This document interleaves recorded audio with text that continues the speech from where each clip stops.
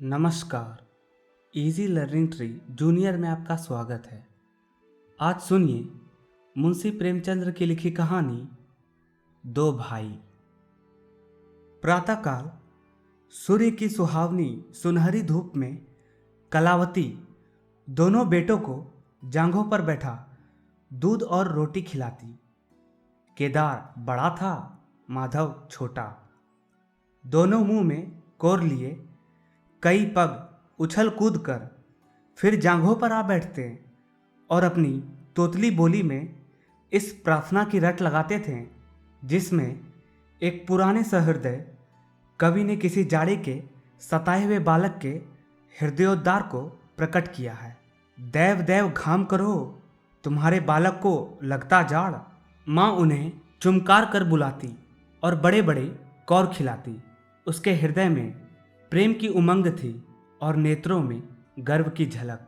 दोनों भाई बड़े हुए साथ साथ गले में बाहें डाल खेलते थे। केदार की बुद्धि चुस्त थी, माधव का शरीर। दोनों में इतना स्नेह था कि साथ साथ पाठशाला जाते, साथ साथ खाते और साथ ही साथ रहते थे। दोनों भाइयों का ब्याह हुआ। केदार की वधू चंपा अमित भाषणी और चंचला थी। माधव की वधू श्यामा सांवली सलोनी रूप राशि की खान थी। बड़ी ही मृदु भाषणी, बड़ी ही सुशीला और शांत स्वभावा थी। केदार चंपा पर मोहे और माधव श्यामा पर रीझे, परंतु कलावती का मन किसी से न मिला। वह दोनों से प्रसन्न और दोनों से अप्रसन्न थी। उनकी शिक्षा दीक्षा का बहुत अंश इस व्यर्थ के प्रयत्न में होता था कि चंपा अपनी कार्यकुशलता का एक भाग श्यामा के शांत स्वभाव से बदल ले। दोनों भाई संतानवान हुए। हरा भरा वृक्ष खूब फैला और फलों से लद गया। कुत्सित वृक्ष में केवल एक फल दृष्टिगोचर हुआ, वह भी कुछ पीला सा मुरझाया हुआ, किंतु दोनों अप्रसन्न थे। माधव को धन संपत्ति की लालसा थी और केदार को संतान की अभिलाषा। भाग्य की इस कूटनीति ने धीरे धीरे द्वेष का रूप धारण किया, जो स्वाभाविक था। श्यामा अपने लड़कों को संवारने सुधारने में लगी रहती, उसे सिर उठाने की फुर्सत नहीं मिलती थी। बेचारे चंपा को चूल्हे में जलना और चक्की में पीसना पड़ता। यह अनीति कभी कभी कटु शब्दों से निकल जाती। श्यामा सुनती, कुड़ती और चुपचाप सह लेती, परंतु उसकी यह सहनशीलता चंपा के क्रोध को शांत करने के बदले और बढ़ती, यहाँ तक कि प्याला लबालब भर गया। हिरन भागने की राह ना पाकर शिकारी की तरफ लपका। चंपा और श्यामा समकोण बनाने वाली रेखाओं की भांति अलग हो गई। उस दिन एक ही घर में दो चूल्हे जले, परंतु भाइयों ने दाने की सूरत न देखी और कलावती सारे दिन रोती रही। कई वर्ष बीत गए। दोनों भाई जो किसी समय एक ही पालथी पर बैठते थे, एक ही थाली में खाते थे और एक ही छाती से दूध पीते थे, उन्हें अब घर में एक गांव में रहना कठिन हो गया। परंतु कुल की साख में बट्टा न लगे, इसीलिए ईर्ष्या और द्वेष की धधकी हुई आग को राख के नीचे दबाने की व्यर्थ चेष्टा की जाती थी। उन लोगों में अब मातृ स्नेह न था, केवल भाई के नाम की लाश थी। माँ भी जीवित थी, पर दोनों बेटों का वैमनस्य देखकर आंसू बहाया करती। हृदय में प्रेम था, पर नेत्रों में अभिमान न था। कुसुम वही थी, परंतु वह छटा न थी। दोनों भाई जब लड़ते थे तब एक को रोते देख दूसरा भी रोने लगता था। तब वह नादान, बेसमझ और भोले थे। आज एक को रोते हुए देख दूसरा हंसता है और तालियां बजाता। अब वह समझदार और बुद्धिमान हो गए थे। जब उन्हें अपने पराये की पहचान न थी, उस समय यदि कोई छेड़ने के लिए एक को अपने साथ ले जाने की धमकी देता तो दूसरा जमीन पर लौट जाता था और उस आदमी का कुर्ता पकड़ लेता। अब यदि एक भाई को मृत्यु भी धमकाती तो दूसरे के नेत्रों में आंसू न आते। अब उन्हें अपने पराई की पहचान हो गई थी। बेचारे माधव की दशा शोचनीय थी। खर्चा अधिक था और आमदनी कम, उस पर कुल मर्यादा का निर्वाह। हृदय चाहे रोए पर होंठ हंसते रहें, हृदय चाहे मालिन हो पर कपड़े मैले न हो। 4 पुत्र थे, 4 पुत्रियां और आवश्यक वस्तुएं मोतियों के मोल, कुछ पाइयों की जमींदारी कहाँ तक संभालती। लड़कों का ब्याह अपने वश की बात थी, पर लड़कियों का विवाह कैसे टल सकता। 2 पाई जमीन पहली कन्या के विवाह में भेंट हो गई। उस पर भी बाराती बिना भात खाए आंगन से उठ गए। शेष दूसरी कन्या के विवाह में निकल गई। साल भर बाद तीसरी लड़की का विवाह हुआ। पेड़ पत्ते भी न बचे। हाँ, अब की डाल भरपूर थी, परंतु दरिद्रता और धरोहर में वही संबंध है जो मांस और कुत्ते में। इस कन्या का अभी गौना न हुआ था कि माधव पर 2 साल के बकाया लगान का वारंट आ पहुंचा।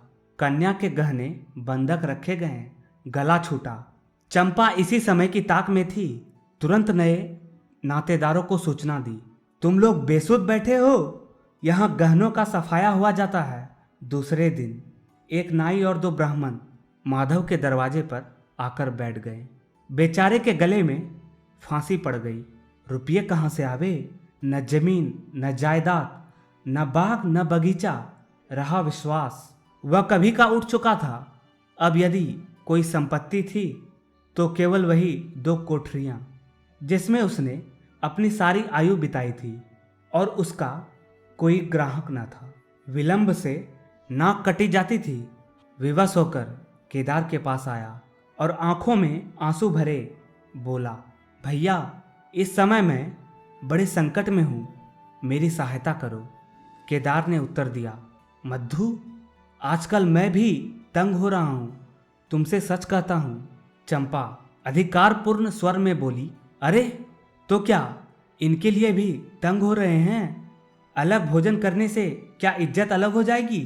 केदार ने स्त्री की ओर कनखियों से ताक कर कहा, नहीं नहीं, मेरा यह प्रयोजन नहीं था। हाथ तंग है तो क्या, कोई न कोई प्रबंध किया ही जाएगा। चंपा ने माधव से पूछा, 5-20 से कुछ ऊपर ही पर गहने रखे थे ना। माधव ने उत्तर दिया, हाँ, ब्याज सहित कोई 125 रुपये होते हैं। केदार रामायण पढ़ रहे थे, फिर पढ़ने में लग गए। चंपा ने तत्व की बातचीत शुरू की।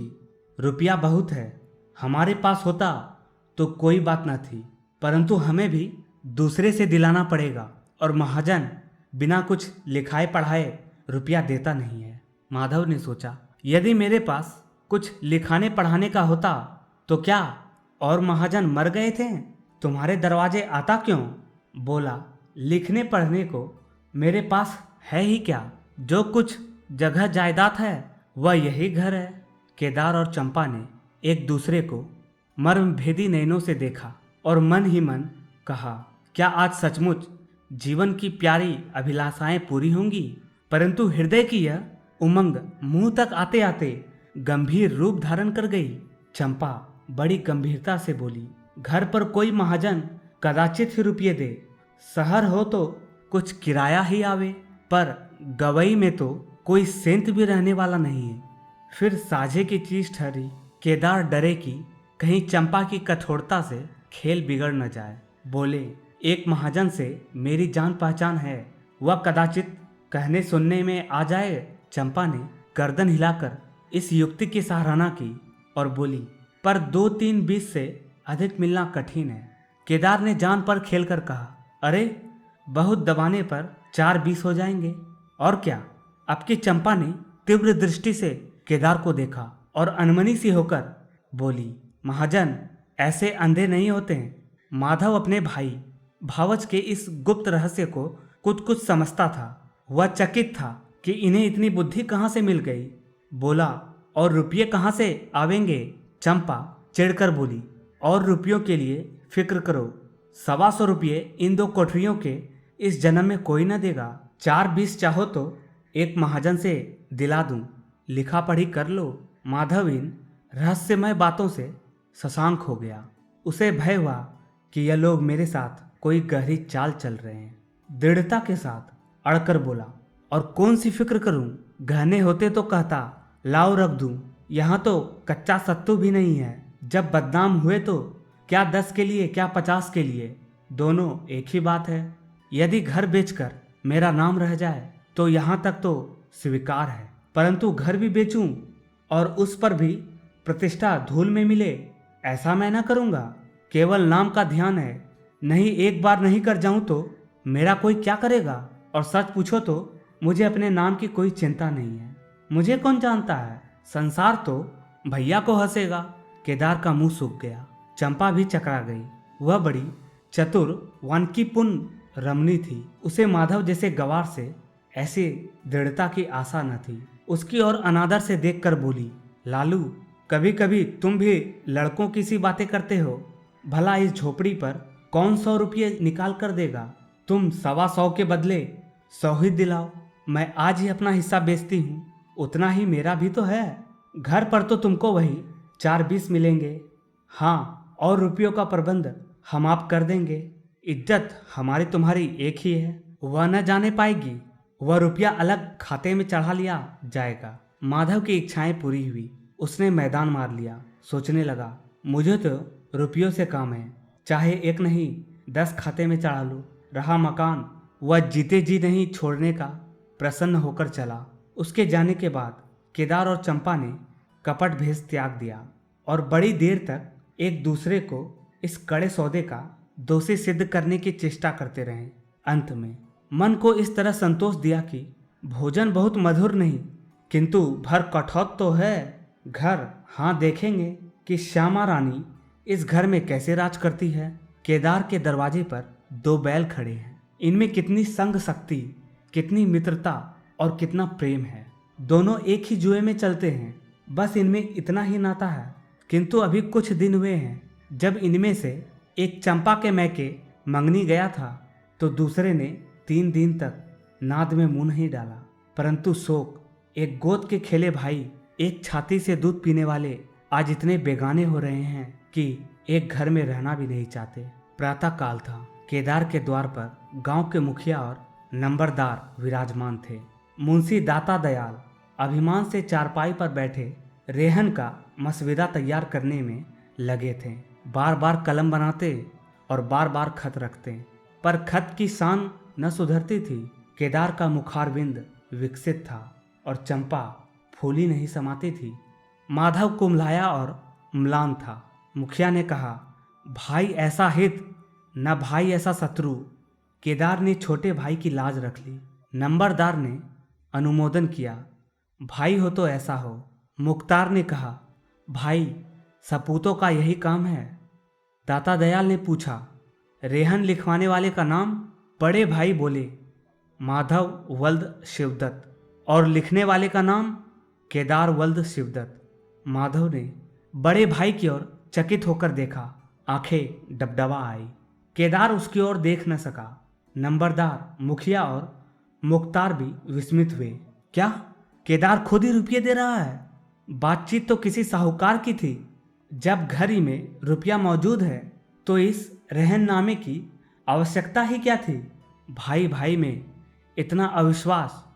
अरे राम राम! क्या माधव 80 रुपया का भी महंगा है? और यदि दबा ही बैठता तो क्या रुपये पानी में चले जाते हैं? सभी की आंखें सैन द्वारा परस्पर बातें करने लगी, मानो आश्चर्य की अथाह नदी में नौकाएं डगमगाने लगी। श्यामा दरवाजे की चौखट पर खड़ी थी।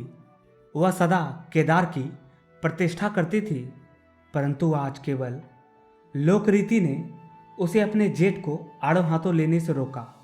बूढ़ी अम्मा ने सुना तो सूखी नदी उमड़ आई। उसने एक बार आकाश की ओर देखा और माथा ठोक लिया। अब उसे उस दिन का स्मरण हो आया जब ऐसा ही सुहावना सुनहरा प्रभात था और 2 प्यारे प्यारे बच्चे उसके गोद में बैठे हुए उछल कूद कर दूध रोटी खाते थे। उस समय माता के नेत्रों में कितना अभिमान था, हृदय में कितनी उमंग और कितना उत्साह। परंतु आज आज नयनों में लज्जा है और हृदय में शोक संताप। उसने पृथ्वी की ओर देखकर कतार स्वर में कहा, हे नारायण, क्या ऐसे पुत्रों को मेरे ही कोख में जन्म लेना था? आप सुन रहे थे मुंशी प्रेमचंद्र की लिखी कहानी 2 भाई।